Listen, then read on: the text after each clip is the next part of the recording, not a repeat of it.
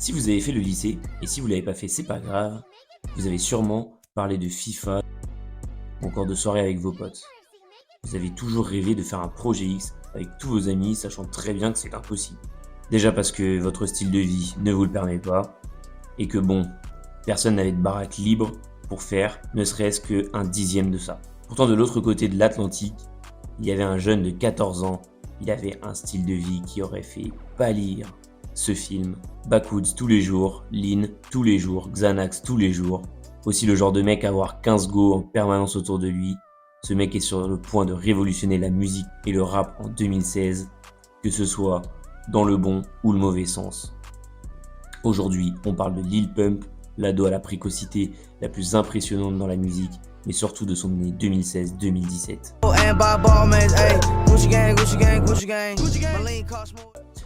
Oh oui les frères, aujourd'hui, nouvelle vidéo, on parle de Lil Pump et plus particulièrement de son année 2016-2017, pas avant ni après, enfin, j'introduis un peu.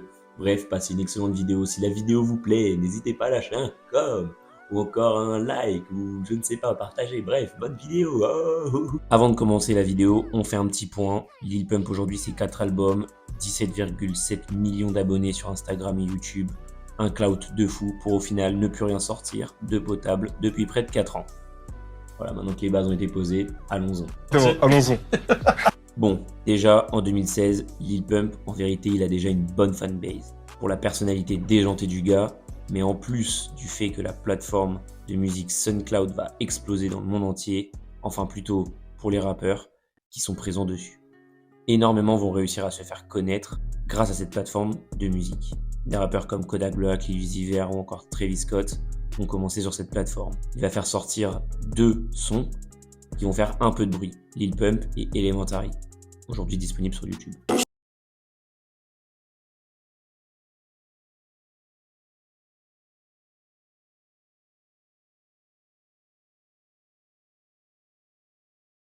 Les clips complètement déjantés du jeune de 15 ans, où on peut voir de la drogue, mais aussi son acolyte de toujours, Smoke Purp, où ils font que des conneries et on voit qu'ils ne font que s'amuser. On peut les voir turn up dans les clips, les lyrics ne sont pas incroyables. Mais bon, jusqu'ici, RAS. Puis on aura le son qui va le faire péter. En tout cas, qui va lui donner une plus grande exposition. Un pur condensé d'ignorance dans le son, mais tellement une ambiance spéciale que le son va se transformer en véritable banger. C'est sûrement le premier son avec lequel vous l'avez connu. Suite à cela, il va enfin être reconnu par certaines têtes du rap. C'est alors en 2017, il va faire son premier feat avec Rich the Kid. Alors je dis son premier feat, bien sûr il en avait fait avant avec des plus petits rappeurs, mais ça c'est vraiment la grosse tête du rap avec laquelle il va faire son premier feat. On va aussi avoir ses premières interviews, on va pouvoir découvrir un peu plus la personnalité de ce jeune homme, et notamment qu'il est fan de Chief Keef. En effet, on sait que Chief Keef, en 2016-2017, il a influencé énormément de rappeurs, par exemple Lil Uzi Vert, Playboi Carti et autres. Il va directement enchaîner avec un son qui s'appelle Molly, un single qui ne va pas être fou au premier abord, et comme par hasard, plus tard, lors de sa sortie de son album Lil Pump, on pourra retrouver Chief Keef dessus, qui va remixer ça, et bien évidemment apporter une plus-value au son.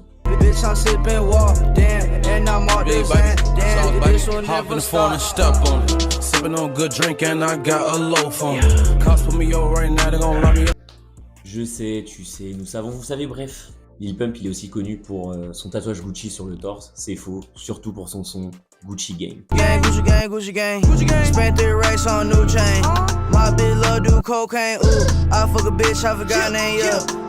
Il va sortir le banger de l'année 2017, Gucci Gang. 1 milliard de vues sur YouTube aujourd'hui, le jeune prospect va se trouver dans une situation où il y a énormément de demandes de collaboration et de signatures dans des maisons de disques. On parle de Gucci Mane qui veut s'aligner avec toutes les grosses...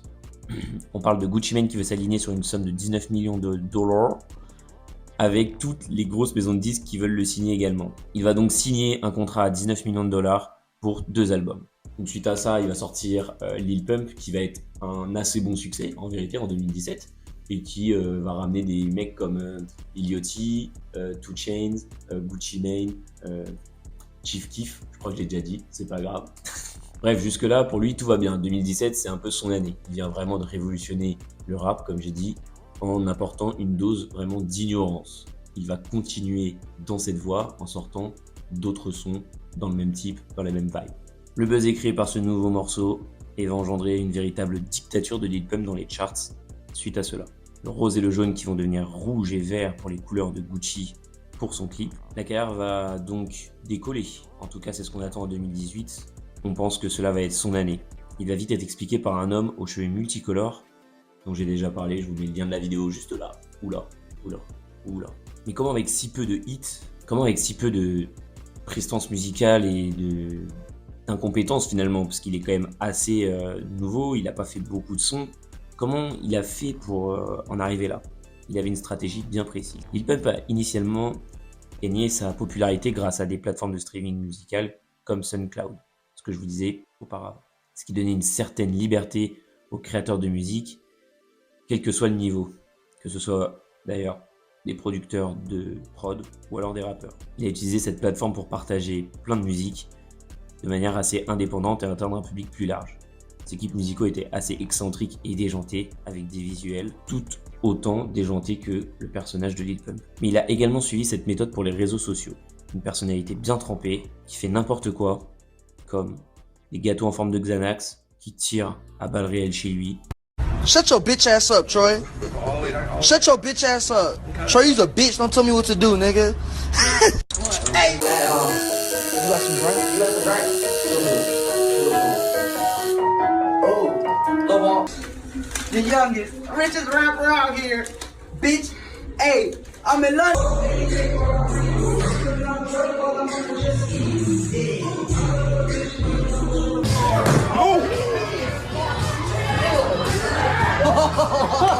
Et il y a beaucoup d'autres exemples possibles. Son Instagram était une vraie mine d'or de déchéance finalement.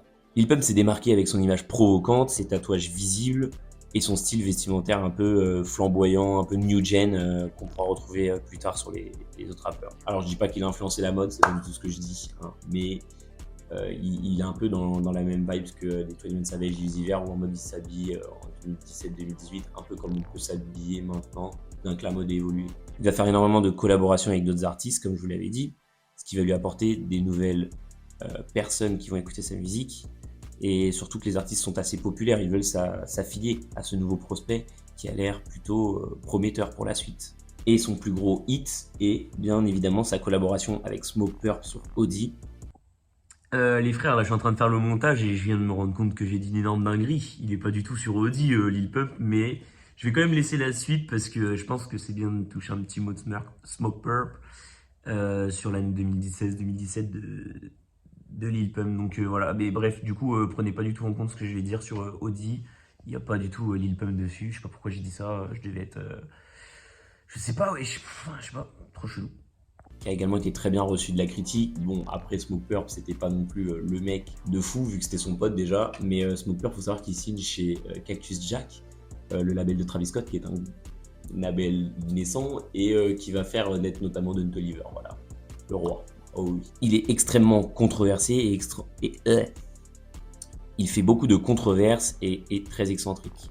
C'est un personnage assez clivant, soit on l'aime, soit on le déteste. Lil Pump s'est également fait remarquer par ses comportements et ses déclarations provocantes, notamment par exemple à la présidence de Donald Trump, mais ça, ce n'est ni l'année 2016 ni 2017, donc on s'en fout un peu, on va pas continuer dessus. Bien que cela a généré de la controverse, un buzz est un buzz, comme dirait Eazy-E. J'ai toujours pas vérifié depuis la dernière vidéo, mais il n'y a pas de mauvais buzz les frères. Bref, on connaît tous la suite de la carrière de Lil Pump, il va sortir Harvard Dropout qui va être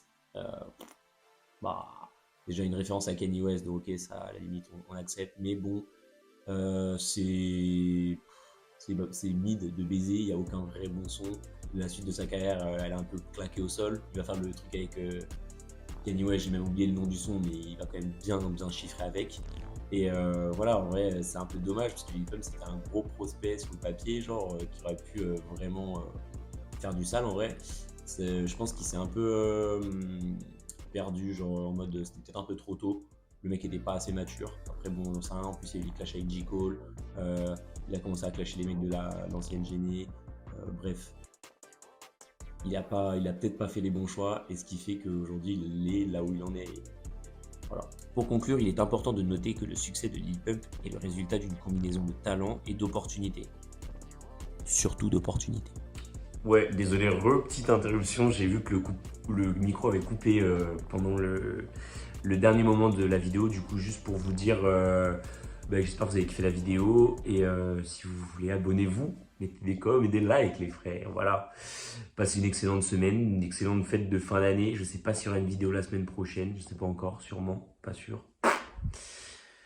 On verra, et normalement, prochaine vidéo, soit une vidéo qui est pas sur la musique, soit une vidéo top 10 albums de l'année, qui sera peut-être en 2 parties. Voilà, bref, prenez soin de vous. Oui les frères.